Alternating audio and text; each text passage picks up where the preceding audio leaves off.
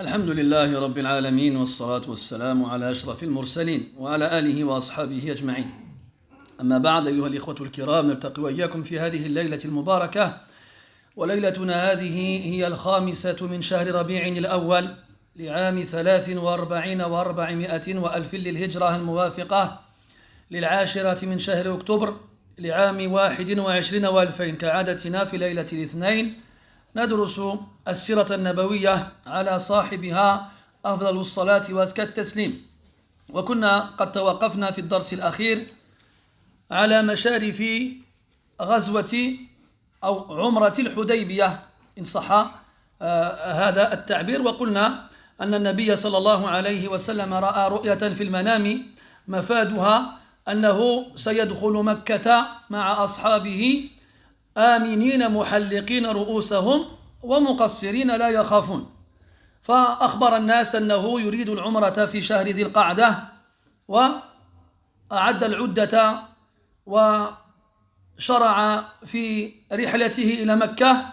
فلما بلغت قريشا الخبر بمجيئه قرروا أن يمنعوه وأن يصدوه عن البيت. فتعاقب بعض الناس بين النبي صلى الله عليه وسلم وقريش يحاولون إقناع النبي بالرجوع وإقناع قريش بفتح المجال للنبي عليه الصلاة والسلام. وكنا قد توقفنا مع مرور عروة بن مسعود الثقفي على النبي صلى الله عليه وسلم وكيف عاد إلى قريش خائبا. Mes très chers frères, nous nous réunissons comme chaque dimanche soir. Nous sommes dans la 5e nuit du mois de Rabi' al-Awwal 1443, c'est-à-dire le 10 octobre 2021. Comme chaque dimanche soir, nous lisons ensemble la vie du prophète alayhi salatu wassalam.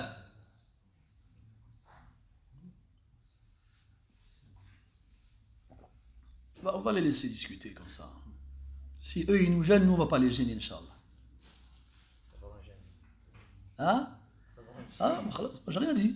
Vous savez, je dis plus rien, ça y est. Vous avez gagné, je jette l'éponge. Hein? Ça va les enfants. Taïb. Qu'est-ce qu'on disait? Ah, ils sont pas finis, attends, vaut mieux rire qu'en pleurer.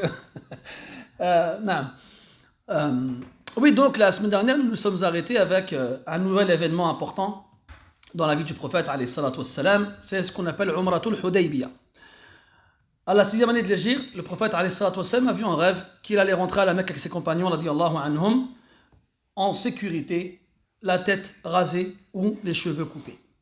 Donc il a annoncé aux gens qu'il allait faire la Umrah et il est parti avec plus de 1000 de ses compagnons en direction de la Mecque. Quraysh, en apprenant la nouvelle, refusèrent catégoriquement d'autoriser au prophète l'entrée à la Mecque. Donc, le prophète alayhi sallam n'est pas venu pour faire la guerre. Mais Quraysh était prêt à lever les armes pour empêcher le prophète de rentrer à la Mecque.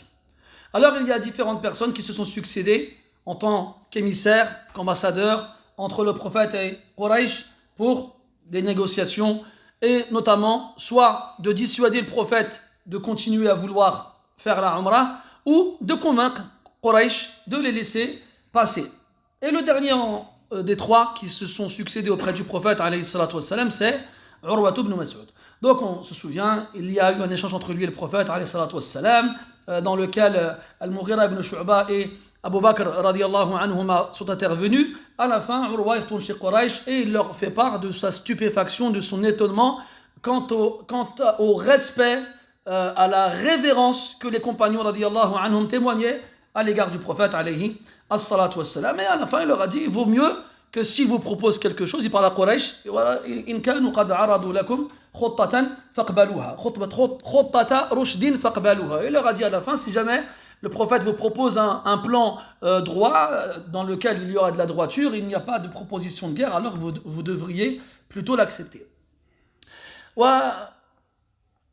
وفي خضم هذه الأحداث تسللت جماعة من شباب قريش يصل عددهم إلى ما يقارب 70. أرادوا الهجوم على النبي صلى الله عليه وسلم وأصحابه وطبعا قتلهم، لكن الله تبارك وتعالى منع نبيه وعصمه وألقى على أصحابه رضي الله عنهم الحذر، فوجدوهم وقبضوهم وأتوا بهم إلى النبي صلى الله عليه وسلم، فعفى النبي صلى الله عليه وسلم عنهم وأطلق سراحهم. وفي ذلك أنزل الله تبارك وتعالى قوله في سورة الفتح: وهو الذي كف أيديهم عنكم وأيديكم عنهم ببطن مكة من بعد أن أظفركم عليهم. فسورة الفتح كلها في هذه الحادثة من أولها إلى آخرها، غير أن الترتيب الموجود بين أيدينا في المصاحف يختلف عن ترتيب الوحي، فكانت الآية تنزل حسب الوقائع كما هو معلوم، وبأمر من الله سبحانه وتعالى كان النبي صلى الله عليه وسلم يرشد الكتبة إلى وضع الآيات في محلها المعلومة إلى اليوم. Donc, pendant ces événements-là, il y a un groupe de jeunes Korachites, des Quraysh, qui ont pris des initiatives sans remettre à qui que ce soit.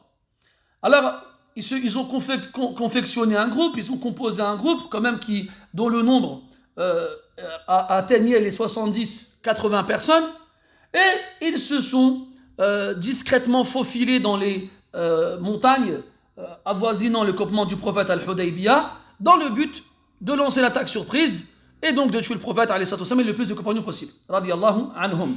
Cependant, Allah tabaraka wa ta'ala a préservé son prophète et ses compagnons, et il a permis aux compagnons radiyallahu anhum de les débusquer, de les surprendre et surtout de les capturer. Ils furent capturés, puis ils furent amenés au prophète alayhi salatu wassalam.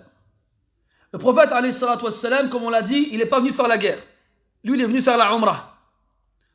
Alors qu'est-ce qu'il a décidé? De leur pardonner et de les libérer.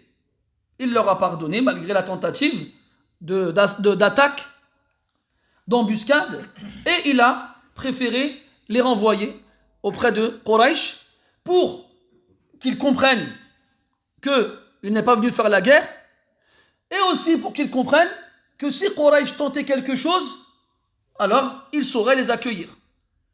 Donc le but était, l'objectif dans le fait de pardonner, et quand on dit pardonner ici, c'est pas dans le sens où on pardonne, mais dans le sens où on ne va pas punir. C'est plus dans ce sens-là. On ne va pas punir. Donc il ne les a pas capturés, il ne les a pas emprisonnés, il n'a pas demandé de rançon, il ne les a pas fait exécuter, il les a lâchés. Pour les objectifs dont je viens vous parler, et aussi en espérant, en agissant ainsi, que Quraysh accepte un traité et accepte de faire des concessions vis-à-vis du prophète alayhi salatu wassalam.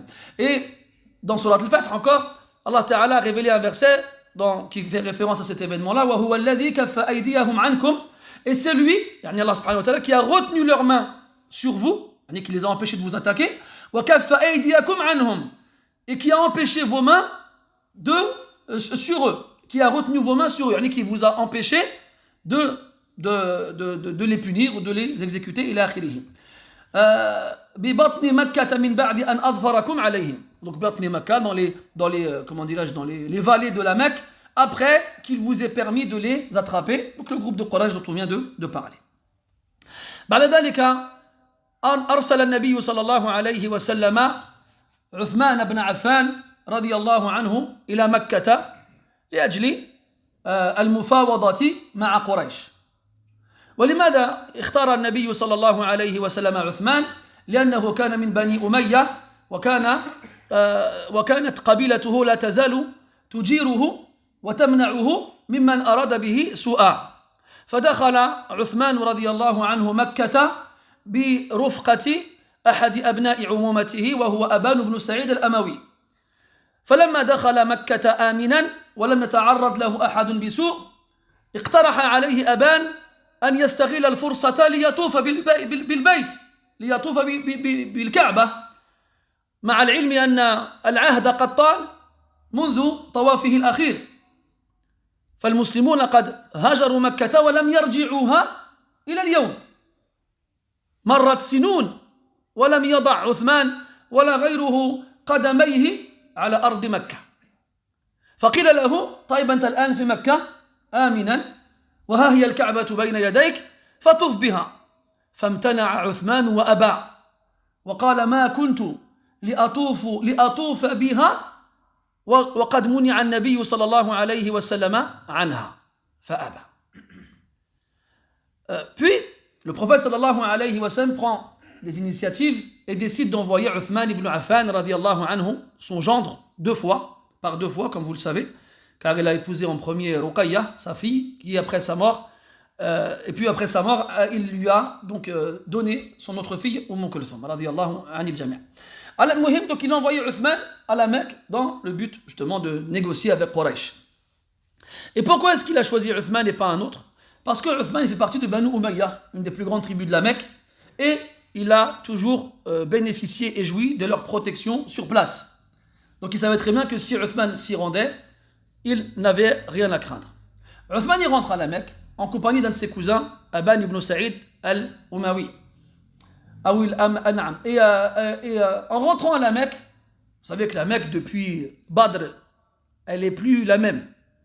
Depuis que les principaux notables de la Mecque ont été tués pendant la bataille de Badr, et que beaucoup de musulmans l'ont quitté pour le Habasha et pour Médine, la Mecque à ce moment-là, c'est pas la même qu'avant.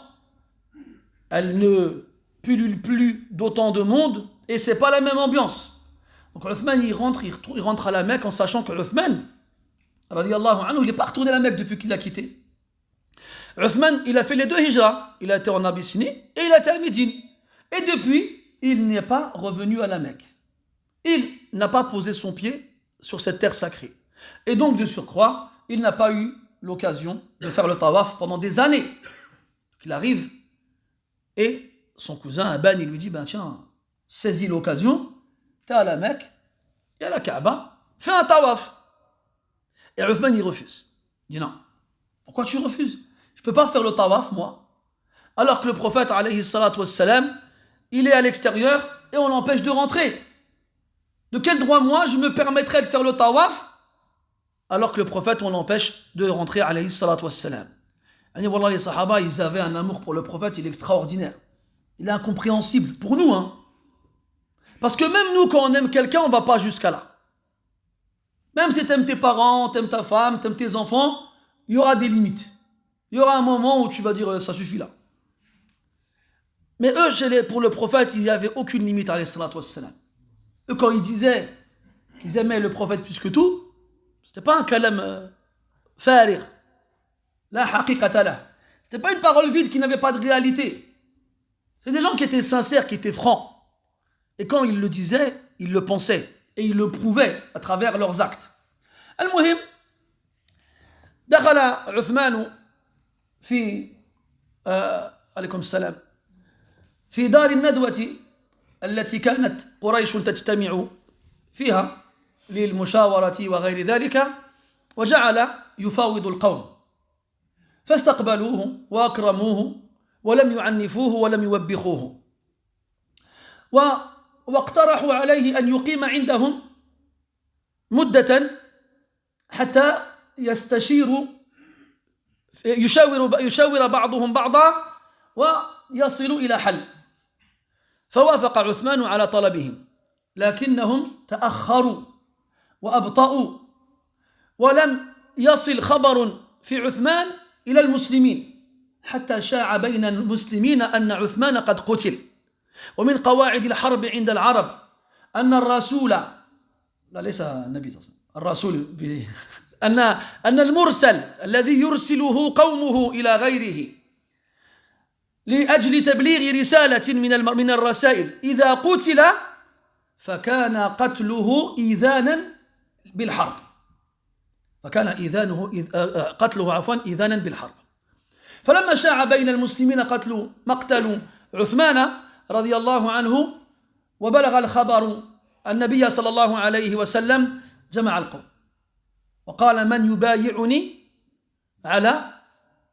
على قتال القوم يعني قريش حيث قتلوا عثمان فاجتمع القوم كلهم عن بكرة آبائهم ولم يتخلف منهم أحد وبايعوا النبي صلى الله عليه وسلم بحماس حتى الموت لأجل هذا الإيذاء العظيم. ولما بايع النبي صلى الله عليه وسلم أصحابه أخذ يده اليسرى بيده اليمنى وقال هذه عن عثمان، كأنه بايع عن عثمان رضي الله عنه. وفي هذه اللحظات التي سجلها الله تعالى في قرآن يتلى إلى أن يرث الله الأرض ومن عليها عاد عثمان سالما وكذب الخبر حول مقتله. وهذه البيعة هي بيعة الرضوان التي ذكرها الله تعالى في سورة الفتح، فقال سبحانه وتعالى لقد رضي الله عن المؤمنين إذ يبايعونك تحت الشجرة فعلم ما في قلوبهم فأنزل السكينة عليهم وأثابهم فتحا قريبا. وجاء في الخبر أن الله تبارك وتعالى غفر لكل من بايع هذه البيعة. وأصحاب هذه البيعة من الصحابة هم من خيار المسلمين، وقد سبق معنا مرارا أن الصحابة درجات، فخيارهم المهاجرون ثم الأنصار ثم البدريون ثم من أسلم قبل الفتح أو من بايع بيعة الرضوان ثم من أسلم قبل الفتح ثم من أسلم بعد الفتح. والفتح في خلاف على خلاف بين العلماء هل هو فتح مكة أو صلح الحديبية، والثاني أقرب العلم عند الله. Donc Uthman radiallahu anhu, il rentre dans ce qu'on appelle Darun Nadwa. Darun Nadwa, c'est une sorte d'assemblée dans laquelle Quraysh se réunissait pour échanger et parler des affaires importantes les concernant. Ils accueillent Uthman avec respect et honneur, car il fait partie des nobles chez eux, de par sa tribu, et ils commencent donc à négocier. Ils lancent les négociations. Après un certain temps, ils disent à Uthman, écoute, tu peux te retirer, nous on va en discuter entre nous. Et on t'appellera lorsque nous aurons pris une décision. Le fait est qu'ils ont pris du temps avant de donner leur décision. Et plusieurs jours sont passés. Et à ce moment-là, le fait que Uthman mette du temps à revenir sans donner de nouvelles a lancé le doute chez les musulmans. Jusqu'à ce que une rumeur comme quoi Uthman avait été tué a commencé à se répandre dans les rangs des musulmans. En sachant que dans les règles de la guerre chez les Arabes avant, c'est que quand on envoyait un messager pour transmettre un message, il était lui neutre. Il était neutre et il ne devait pas subir la colère de celui qui recevait le message. Donc même moi, si j'envoyais quelqu'un avec un message à un roi en lui disant je vais te tuer, je vais tuer ta mère et je vais tuer toute ta famille, et tiens, ramène-lui. Lui, miskin, je n'a rien à voir là dans le message. Tiens, tu vas aller là-bas, tu vas le donner à l'autre. L'autre, il va lire le message, ça y est, Janna Junounou, il va devenir fou en lisant un message pareil. Mais il n'a pas à toucher au messager. Alors, quand celui qui recevait le message, il s'attaquait au messager, c'était considéré comme une déclaration de guerre. C'était une déclaration de guerre. Donc comme ils ont commencé à entendre le bruit comme quoi Uthman s'était fait tuer, alors pour eux, c'est la guerre, ça y est. Nous, on n'est pas venu faire la guerre, on est venu faire la Umrah, on a évité de tout notre possible, toute attaque ou toute tentative de bataille, mais là, il y a eu un mort et on ne peut pas laisser passer ça. Alors le prophète, quand il a pris la nouvelle, il a appelé ses compagnons, radiyallahu anhum, et il les a appelés à l'allégeance, à lui faire allégeance pour aller venger la mort de Uthman, radiyallahu anhu, même si pour cela, ils devaient tous mourir. Et là, les sahaba, sans aucune hésitation, ont tous prêté allégeance avec panache et étaient donc convaincus et partants pour venger la mort de Uthman, radiyallahu anhu. Et donc, ils étaient donc 1400 à peu près, approximativement, et ils ont tous prêté allégeance au prophète, alayhi salatu wassalam, la bay'a, pour combattre jusqu'à la mort. Et lorsque les compagnons ont prêté allégeance, le prophète il a saisi sa main gauche avec sa main droite et il a dit celle-là c'est pour Uthman. C'est comme si il prêtait allégeance à la place de Uthman, malgré son absence, radiyallahu anhu. Et sur ces entrefaits, à ce moment-là, Uthman il arrive. Uthman il arrive, radiyallahu anhu, ça y est, Quraysh l'ont laissé sortir, et il arrive pour les rassurer et leur montrer que cette rumeur n'était pas fondée. Donc il n'y a pas eu de guerre. Et pourtant, Allah Ta'ala, il a enregistré, il a immortalisé cet événement-là dans des versets qui sont récités jusqu'à la fin des temps. Toujours dans Surat al-Fath. Quand Allah Ta'ala dit « Laqad radiyallahu anil mu'minina idh yubay'unaka tahta ash-shajara » Donc certainement, assurément, vraiment, Allah a agréé les croyants lorsqu'ils t'ont prêté allégeance sous l'arbre. Il y avait un arbre, il s'est mis là-bas et ils sont venus lui prêter allégeance les uns après les autres.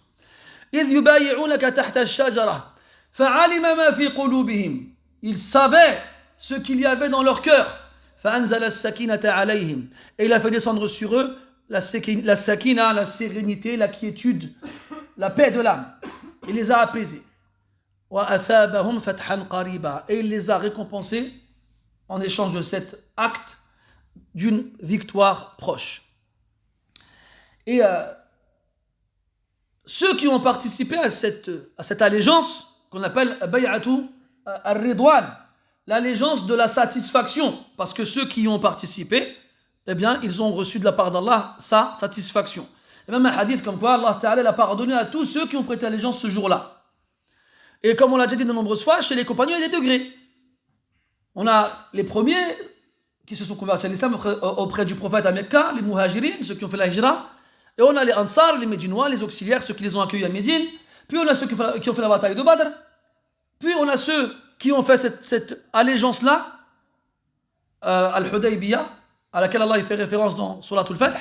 Puis on a ceux qui se sont convertis avant Al-Fath. Et ceux qui se sont convertis enfin après Al-Fath. Quand on dit Al-Fath, donc la victoire, la conquête, est-ce que ça fait référence à cet événement-là, Al-Hudaybiyah, ou bien à la conquête de la Mecque? Il y a une divergence chez les savants, et il apparaît, wallahu ta'ala a'lam, qu'il s'agit de l'événement de l'Hudaybiyah, le pacte de l'Hudaybiyah. لما سمعت قريش خبر هذه البيعة دخلهم الرعب وخافوا أن يثب عليهم المسلمون وثبة الثعلب فيقضون عليه ويستأصلونهم عن بكرة آبائهم. فماذا فعلوا؟ أرسلوا إلى النبي صلى الله عليه وسلم خطيبهم ألا وهو سهل ابن عمرو. ولما رأى النبي صلى الله عليه وسلم سهلا مقبلا قال سهل أمركم، أو قال سهل الله أمركم. يعني لما رأى سهيلا دخله الفأل فتفاءل بقدومه بحسب اسمه والكلام عن الفأل حسب الأسماء قد مر معنا أكثر من مرة. فتكلم سهيل مع النبي صلى الله عليه وسلم طويلا اتفقا على صلح. وهذا الصلح فيه بنود وشروط. من هذه الشروط أن النبي صلى الله عليه وسلم لم يعتمر هذا العام، يرجع إلى المدينة ويعود في العام القابل فيعتمر ويقيم بمكة 3 أيام لا أكثر، غير متوشح بسلاح إلا سيفا في قربه أو قرابه. وأما البند الثاني وهو أن الحرب انتهت بين قريش والنبي صلى الله عليه وسلم لمدة 10 سنين. والشرط الثالث أن العرب لهم أن يدخلوا في عهد من شاءوا، فمن أراد أن يدخل في عهد النبي دخل، ومن أراد أن يدخل في عهد قريش دخل. وأما الشرط الرابع وهو أن من خرج من مكة من المسلمين للحاق بالنبي صلى الله عليه وسلم بالمدينة رد إلى قريش ومن خرج من المدينة يريد اللحاق بقريش بقي مع قريش. ووافق النبي صلى الله عليه وسلم على هذه الشروط. وكان علي بن أبي طالب رضي الله عنه حاضرا معه أثناء هذا الحوار، وأمره النبي صلى الله عليه وسلم أن يكتب، فأملى عليه البسملة، قال اكتب بسم الله الرحمن الرحيم. فقال واعترض سهيل وقال ما هو الرحمن الرحيم؟ ما ندري ما الرحمن وما الرحيم، اكتب باسمك اللهم. فلم يعترض النبي صلى الله عليه وسلم وأمر عليا أن يكتب باسمك اللهم. ثم قال أملى عليه من محمد رسول الله إلى سهيل بن عمرو القرشي. فاعترض سهيل مرة أخرى وقال لو علمنا أنك رسول الله لما قتلناك ولما صددناك عن المسجد الحرام. فقال النبي صلى الله عليه وسلم والله إني لرسول الله وإن كذبتموني.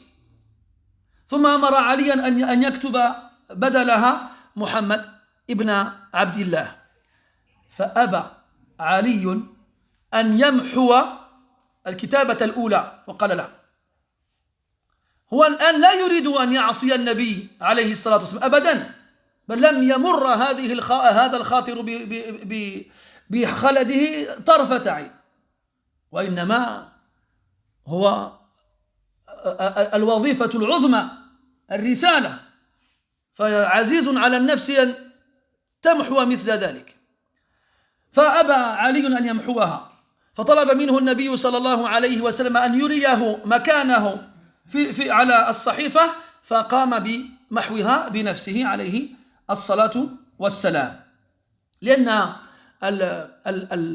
المصلحة العظمى للنبي والمسلمين مقدمة على هذا الأمر. ثم كتبت نسخة فبقيت عند النبي صلى الله عليه وسلم وأخرى بقيت عند قريش. Donc Suhail, lorsque Quraysh apprend ce qui s'est passé, l'allégeance, le fait que les musulmans se soient réunis sans aucune hésitation pour venger la mort de Uthman, présumée, alors qu'on sait qu'ils n'ont eu aucun mal à attraper 80 jeunes armés et à les livrer.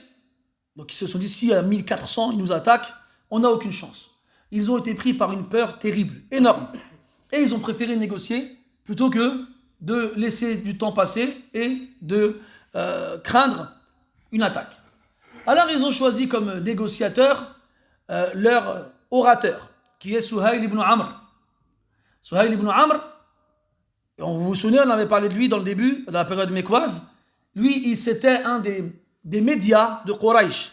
Pendant les périodes où la Mecque était pleine, notamment pendant la période du Hajj, eh bien, Suhail, il faisait des discours toute la journée dont le but était de discréditer le prophète sallallahu alayhi wa sallam. Et avec son éloquence et son art de parler, il a empêché beaucoup de gens de suivre le prophète alayhi salatu wa sallam. Et on avait dit ensemble, vous vous souvenez, qu'il avait été capturé pendant la bataille de Badr. Et que Omar, radiyallahu anhu, avait proposé au prophète de lui casser les dents de devant. Comme ça, plus jamais, il ne prendra la parole contre toi dans une assemblée. Et le prophète, il a dit à Aslim, non. Il a dit, il est possible qu'un jour, il ait une position qui te remplisse de joie, en s'adressant à Omar. Et ça, on en reparlera plus tard, Inch'Allah. Et donc là, troisième fois où on entend parler de Suhail ibn Amr, même s'il y a d'autres événements, eh bien, c'est ici. Suhail ibn Amr, il arrive, et quand le prophète le voit arriver, il dit, votre affaire a été facilitée. Pourquoi est-ce qu'il a dit ça? Il a fait preuve d'optimisme en voyant Suhail par rapport à son prénom. Parce que Suhail, c'est le tasghir de Sahl, qui veut dire simple, facile. Et donc, il a fait preuve d'optimisme par rapport au prénom. Et l'optimisme, en islam, il est demandé. Les musulmans doivent être optimistes. Et ils ne doivent pas être pessimistes. Et le prophète, il aimait l'optimisme. Il incitait les musulmans à être positifs. à avoir les choses du beau côté, du bon, on va y arriver, côté. Et de ne pas être fataliste et dire c'est fichu, il n'y a rien à faire. Non. Si Allah Ta'ala il est avec nous, il y aura toujours une issue favorable. Et on avait déjà parlé justement du fait de faire preuve d'optimisme par rapport au prénom des personnes. Notamment avec d'autres textes, on en avait parlé dans d'autres circonstances.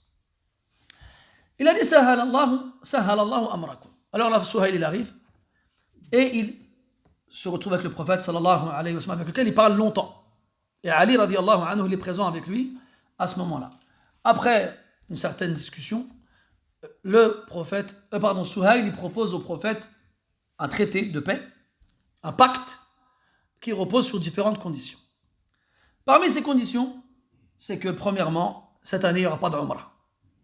Vous n'allez pas faire la Umrah cette année, vous rentrez à Médine et vous pourrez la faire l'année prochaine. L'année prochaine, vous pourrez venir faire la Umrah, mais vous ne pourrez pas rester plus de 3 jours. Et si vous venez à la Mecque, vous ne viendrez pas armés, si ce n'est vos épées bien dans leur fourreau, sans les dégainer. Ensuite, il a dit, parmi les conditions du traité, du pacte, qu'il y a une trêve entre Quraysh et le prophète pendant 10 ans. Pendant 10 ans, plus personne ne déclare la guerre à l'autre. Troisièmement, c'est que toutes les tribus arabes qui veulent se joindre au prophète ou à Quraysh en ont le droit.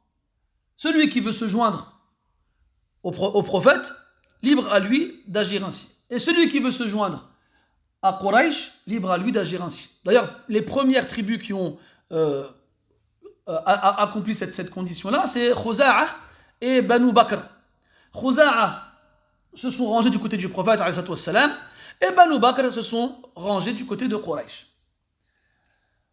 Puis, dernière condition, c'est que si un musulman quitte la Mecque pour rejoindre le prophète à Médine, il devra être ramené à la Mecque. Il n'aura pas le droit de rester avec le prophète à Médine.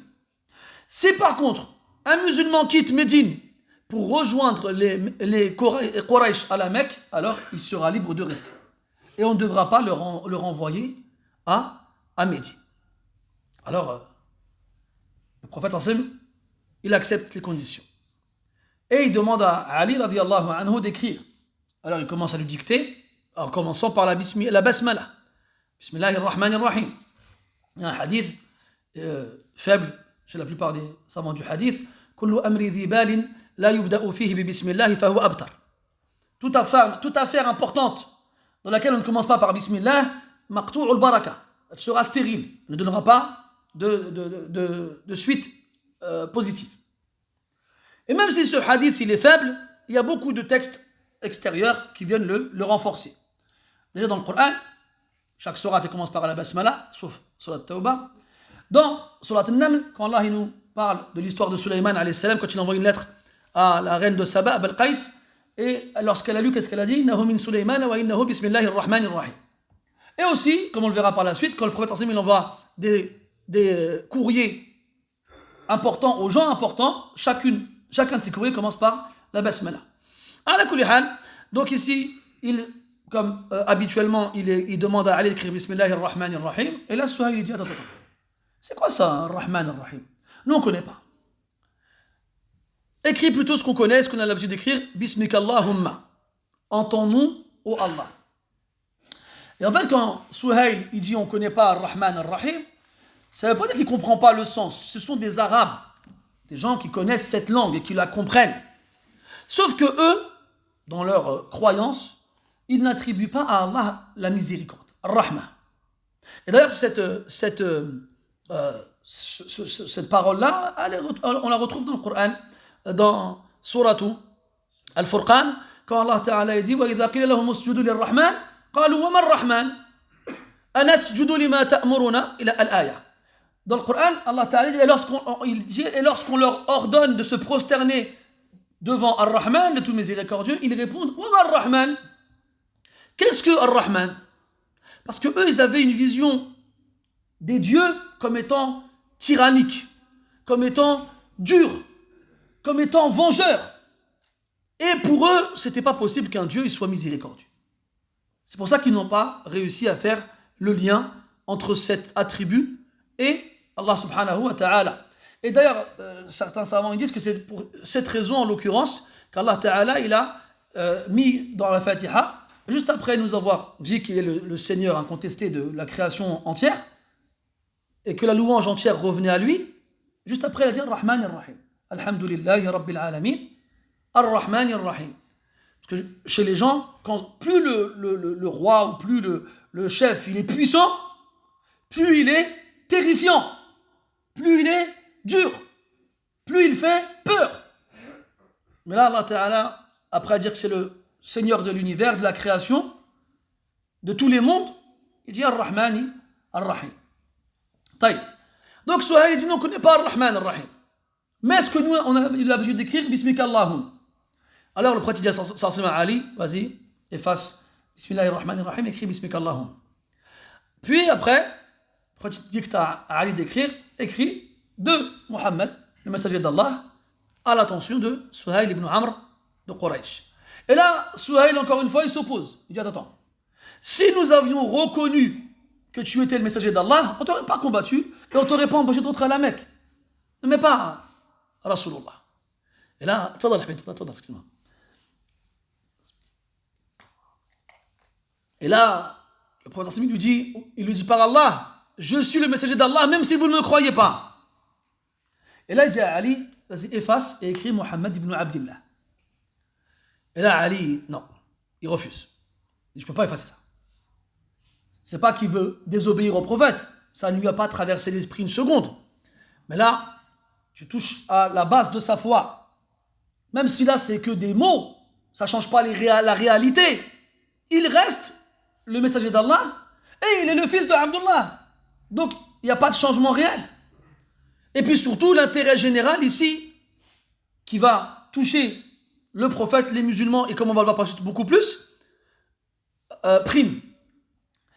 Mais Ali, c'est plus fort que lui, il ne peut pas. Alors le prophète lui dit, montre-moi où c'est écrit que je l'efface. On se rappelle que le prophète, il ne sait pas lire. Alors Ali lui montre et il l'efface, puis ensuite ils écrivent Muhammad ibn Abdillah. Et donc, le traité, le pacte, est écrit en 2 exemplaires, un pour le prophète, alayhi salatu wassalam, et un pour Quraysh. Et ainsi, Suhail, il quitte le campement du prophète. ولم يفارق سهيل المسلمين بعد وولده أبو جندل يقبل يجر قيوده يستنجد المسلمين أن ينصروه من قبضة الكافرين يقول يا معشر المسلمين انصروني أخرجوني من بين هؤلاء وهو ابن سهيل. فلما وقف أبو جندل رضي الله عنه أمام النبي صلى الله عليه وسلم فقال له سهيل تم الصلح وهذا أول من أقاضيك به أول من أقاضيك به هذا لا أسمح لك بأخذه معك عفوا. فقال له النبي صلى الله عليه وسلم أمن علي به أو شيء من هذا المعنى فأبى سهيل كل الإباء وضرب أبا جندل ودفعه إلى الأمام ليعود إلى حبسه وسجنه بمكة مع العلم أن أبا جندل من السابقين الأولين ورغم كونه من أسرة شريفة أسجنه أبوه من زمان ومنعه من الخروج ومنعه من الهجرة ومنعه من أشياء كثيرة إلى هذا اليوم لم يسمح له بالذهاب مع النبي صلى الله عليه وسلم. فأخذه أبوه إلى مكة وأبو جندل يلتفت إلى النبي صلى الله عليه وسلم وإلى المسلمين ودموعه تجري بحرقة على خديه وهو يقول يا معشر المسلمين أتردونني إليهم ويفتنونني في ديني أعينوني ما زال يستنجدهم فقال له النبي صلى الله عليه وسلم يا أبا جندل اصبر واحتسب فإن الله جاعل لك مخرجا وفرجا أنت ومن معك من المستضعفين فعاد أبو جندل مع أبيه إلى مكة.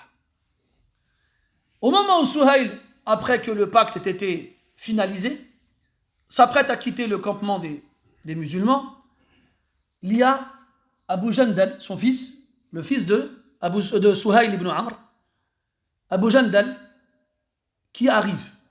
Pour l'information, Abu Jandal, radiyallahu anhu, c'était un des premiers à s'être converti à l'islam. Enfin, il faisait partie des premiers à s'être converti à l'islam.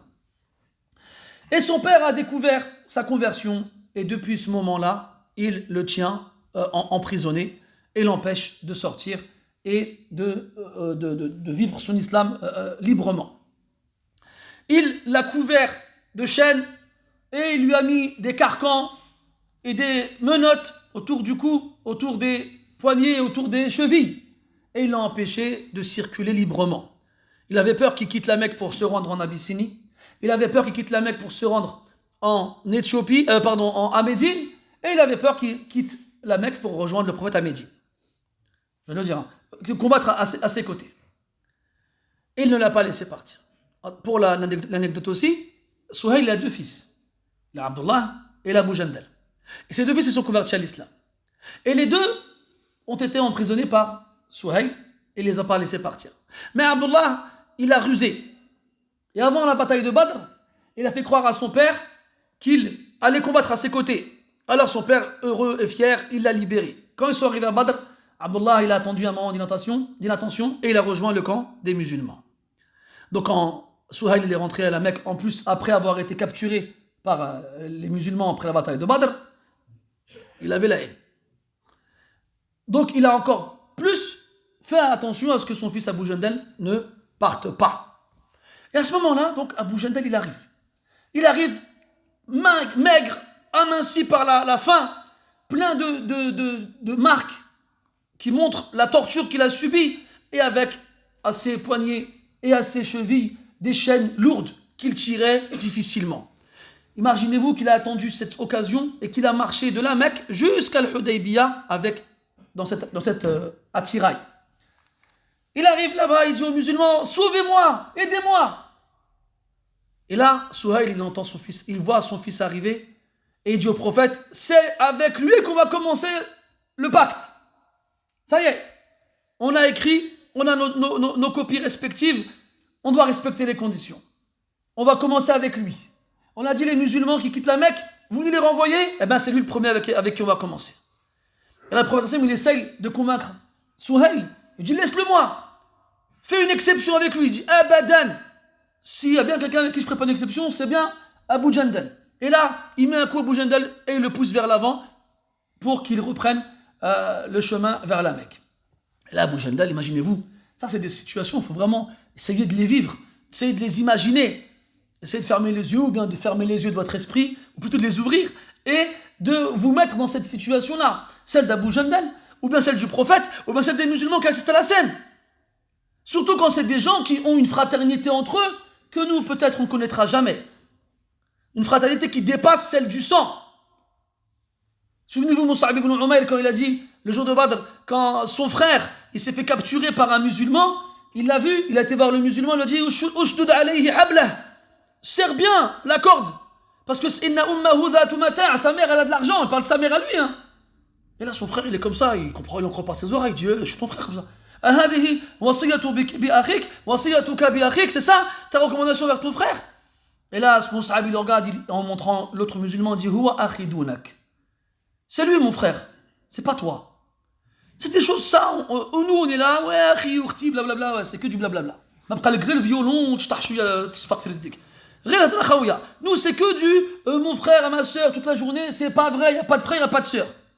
C'est dur à dire, mais c'est une réalité. Tant qu'il y a des musulmans qui dorment dans les parkings, tant qu'il y a des musulmans qui n'arrivent pas à payer leur loyer, tant qu'il y a des femmes dont les maris refusent de les divorcer, tant qu'il y a des enfants qui se font chasser de chez eux et ils trouvent nulle part où aller parce qu'ils sont musulmans et que nous on est là et ça nous fait ni chaud ni froid, cette fraternité mes frères, wallah, c'est que des mots. que des mots. Mais ce n'est pas une réalité. Donc Abu Jandal, il est là et dit, les musulmans, qu'est-ce que vous faites? Vous allez les laisser me reprendre avec eux et ils vont me tenter dans ma religion, ils vont me torturer pour que je renie ma foi. Et là, ils sont impuissants. Les Sahaba, radiyallahu anhum, ne prennent pas d'initiative. Le prophète, il est là, alayhi salatu wassalam. Allah, il dit, Ya ayyuhalladhina amanu, la tuqaddimu bayna yaday Allahi wa rasulih. Ne vous mettez pas en avant devant Allah et son messager. Ne prenez pas d'initiative. Il y a quelqu'un, le prophète, sallam, attendre un ordre. Le prophète, il a dit qu'un mot à dire, un seul. Et les chaînes de Abu Jandal, elles volent en éclats. Et la tête de Suhail, elle vole en éclats aussi. Il n'a qu'un mot à dire. Ils sont accrochés à ses lèvres, à attendre ce qu'il va dire. Et là, le prophète, il se dirige vers Abu Jandal et il lui dit, Ya Abu Jandal, patiente et compte sur la récompense. Parce qu'Allah va te favoriser une issue favorable, va t'ouvrir une issue favorable et bientôt, il te soulagera ta peine. Toi et ceux qui sont dans ton cas à la Mecque. Et là, Abu Jandal, Rida. Il n'a rien dit. Il aurait pu dire, attends, tu rigoles, ça fait des années que je suis là. Là, on est à la fin de la 6e année. Ça fait presque 7 ans que le prophète a quitté la Mecque. Sans parler des années avant où Abu Jandal était encore en prison. Ça fait des années. Et il n'y a rien eu. Et là, tu me dis de patienter. Et je fais quoi depuis toutes ces années alors? C'était des choses que nous, on aurait dit, nous. Mais lui, il n'a pas dit ça. Il n'a rien dit. Il a accepté. Parce qu'il sait que le prophète, c'est lui qui ne fait que transmettre la parole d'Allah, subhanahu wa ta'ala. Et s'il lui annonce que très prochainement, il allait être sauvé et soulagé, c'est que c'est une réalité. Il faut juste attendre.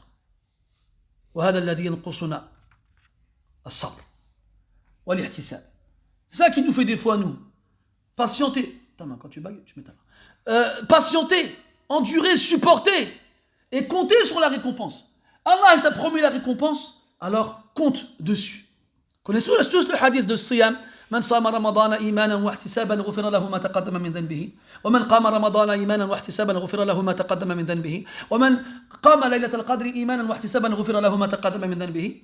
On connaît ces hadiths là, on les répète toujours pendant Ramadan. Celui qui jeûne le mois de Ramadan avec foi et conviction, celui qui prie la nuit dans le mois de Ramadan avec foi et conviction, celui qui veille en prière la nuit du destin avec foi et conviction, on lui pardonnera tout ce qu'il a fait auparavant.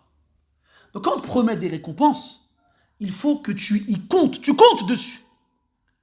Qu'est-ce qui te fait supporter le travail quand il est dur? C'est le salaire. Toi, tu es là, en train de charbonner, il fait chaud, il n'y a pas de clim, les fenêtres sont cassées, tu es en train de porter des cartons, tu es en train de réparer, tu es en train de visser des boulons, tu es en train de faire je ne sais pas quoi. C'est dur. Dans ta tête, il y a une voix qui crie « Arrête! Stop, ça suffit, j'en peux plus !» Qu'est-ce qui te calme? Qu'est-ce qui te rappelle à l'ordre? Qu'est-ce qui te pousse à patienter, à supporter et endurer? C'est le salaire. Et à la fin du mois, quand tu reçois ton salaire, je dis, j'ai pas fait ça pour rien. T'as vu des fois quand tu fais des heures supplémentaires, il est tard, tout le monde est parti, tu restes tout seul. Qu'est-ce qui t'empêche de rentrer chez toi? Qu'est-ce qui t'empêche d'aller te reposer avec les autres? C'est que l'heure supplémentaire, elle est majorée. Elle est majorée. Elle vaut plus. Ça vaut le coup. Là, l'ihtisab, on l'a. On l'a l'ihtisab. Pour dunya, on l'a l'ihtisab. Mais fil akhira, par contre, hadith wala haraj. Parle comme tu veux. Voilà. Wallahi, mes frères. Quand on est noyé dans dunya, d'ailleurs, c'est un bon exemple. Très souvent dans le Coran, quand Allah il parle de dunya, il la compare à la mer. Il la compare à de l'eau. Innama mathalul hayati dunya kama. De l'eau, on est noyé, fi'lan. On est noyé, submergé par des raz-de-marée de dunya. On n'a jamais été autant. Et si le croyant il a besoin de quelque chose aujourd'hui, c'est de sa foi dans l'au-delà. Parce que, aujourd'hui, tout ce que l'être humain il veut, il l'a. Tout. Dans le Coran, Allah il nous parle du palais de Sulayman, alayhi salam, avec une cour dont le sol est transparent et sous lequel il y a de l'eau qui coule. Oh, c'est quoi ça? C'est extraordinaire. Qui a construit ça? Les djinns pour Sulayman. Belkhaïs, elle a vu ça, elle a dit, je crois en Allah, ça y est, je me convertis. Toi, aujourd'hui, tu vas sur Facebook, ou là, tu vas sur YouTube, ou là, n'importe quoi, tu vas voir des restaurants sous la mer. Et des gens, ils sont en train de manger du poisson, vas-y. Ils sont en train de manger du poisson, ça va, tu vas bien. Et les fenêtres, il y a des murs de plexiglas ou de je ne sais quoi. Et de l'autre côté, c'est l'eau. Tu as des poissons qui sont en train de nager. On voit des choses extraordinaires aujourd'hui. On voit des palais, on voit des voitures, on voit des vêtements, on voit des choses extraordinaires. Des choses qui nous poussent à nous accrocher à Dunya et qui nous font oublier l'Akhira. On n'a jamais plus eu besoin de s'accrocher à l'Akhira qu'aujourd'hui. Jamais. Avant, le pauvre, dans la campagne, dans le désert, dans la montagne, dans la savane, tu lui parlais de jardins sous lesquels coulent des ruisseaux, avec des arbres, avec de l'ombre, avec des fruits. Tu vois. Toi, tu vas à côté de chez toi, il y a un parc comme ça. Enfin, un parc comme ça, vous avez compris. Donc toi, tu es là en train de lire dans le Coran, Jannatin tajri min tahtiha al-anhar. Ouais. Ça te fait pas le même effet. Courage, quand ils entendaient ça dans le Coran, qu'est-ce qu'ils disaient? Ils disaient, le prophète, il leur promet des jardins comme ceux qu'on trouve à Damas, en Syrie. Ils n'avaient pas ça, eux, à la Mecque. Pour eux, c'était ça le top. Nous, mon frère, on est là, on voit des choses extraordinaires tous les jours. Ça nous parle. Et c'est pour ça que l'effet, il est faible dans nos adorations. Et c'est pour ça que nos adorations elles-mêmes, elles sont faibles. Elles sont faibles. Quand on prie, on pense à tout sauf à Allah subhanahu wa ta'ala. On se contente du minimum. On ne veut pas en faire trop. Que ce soit chez toi, ou dehors, ou au travail, ou même à la mosquée. On ne veut pas en faire trop. Barakali. Je vais aller. Pourquoi me fatiguer? Pourquoi me en faire trop? C'est bon. Je fais le minimum, barakaliya. Mais c'est pas ça que tu dis au travail quand on te propose des heures sup. Non. Tu dis pas, c'est bon, j'ai fait le minimum, barakaliya. Tu dis non. Tu dis hal min mazid. Il y en a encore? Mais là, quand c'est pour l'akhirah, non, il n'y a pas hal min mazid. Tu dis barakaliya. Ça me suffit. Et Allah nous a mis en garde contre ça. Mais hal min muddakir. Quand il nous parle de Qarun et de son immense fortune, Qarun, qu'est-ce qu'il a fait? Qarun, il n'avait pas les réseaux sociaux à l'époque. Il ne pouvait pas faire des selfies. Il ne pouvait pas faire des vidéos chez lui. Alors qu'est-ce qu'il a fait? فَخَرَجَ عَلَى قَوْمِهِ فِي زِينَتِهِ. Il a ramassé tout ce qu'il possédait et il a fait un défilé. Il est sorti pour que les gens ils voient ce qu'il a. Ils voient ce qu'il en a. Nous, aujourd'hui, on voit ce que les gens ils ont chez eux, chez nous. Voilà, il est là. Des fois, moi, je vois des vidéos, on montre des vidéos, je suis subhanallah. Il y a quelqu'un, il va dans sa cuisine, tu as des portes, on dirait que c'est une armoire. En fait, c'est pas une armoire. Il pousse le truc et il y a une autre cuisine derrière le truc. Après, il te montre ces trucs. Moi, j'ai le monsieur robot, le monsieur Connect, je sais pas comment ça s'appelle, la Kinect, comment ça s'appelle? Thermomix, ça, Thermomix. Il en a 16, toutes les couleurs. Bref, il a des frigos, tu peux rentrer toi et ta famille dedans. Agib. Toi, t'es là, t'as une cuisine bien, machallah. T'as une cuisine, Allah yabarak, t'as un frigo, un lave-vaisselle, t'as un congélateur, t'as des tiroirs, t'as des armoires, t'as des portes, t'as même un garde-manger. Et quand tu vois ça, tu regardes, il y a des toilettes de la cuisine qui est là. C'est quoi cette cuisine? Elle sert à rien. On est comme ça, nous. T'as une voiture, machallah, t'as une voiture, elle est bien, elle roule bien, pas de problème, tout va bien. Et tu vois, il monte dans sa dernière BM, et encore les BM c'est devenu des voitures limite classiques, à une époque, ouais. Mais ça y est, maintenant c'est les Jaguars, c'est les Bentley, c'est les... Je sais pas quoi, bon j'ai mon... très limité, hein. Moyen. Nous on est comme ça. Qu'est-ce qu'ils ont dit? Comment Allah il a parlé des gens qui sont comme ça devant la dunya des autres? Qu'est-ce qu'il a dit Allah subhanahu wa ta'ala? فخرج على قومه في زينته قال الذين يريدون الحياة الدنيا. Ceux qui veulent ce bas monde. Et normalement, il n'y a personne ici qui devrait rentrer là-dedans. Parce que le croyant, lui, il ne veut pas ce bas monde, il veut l'au-delà, il veut l'autre. قال الذين يريدون الحياة الدنيا ماذا قالوا يا ليت لنا مثل ما أوتي قارون. Si seulement on avait la même chose que ce que Qarun il a. Comme nous, quand on est devant ces réseaux sociaux et qu'on voit les maisons des autres.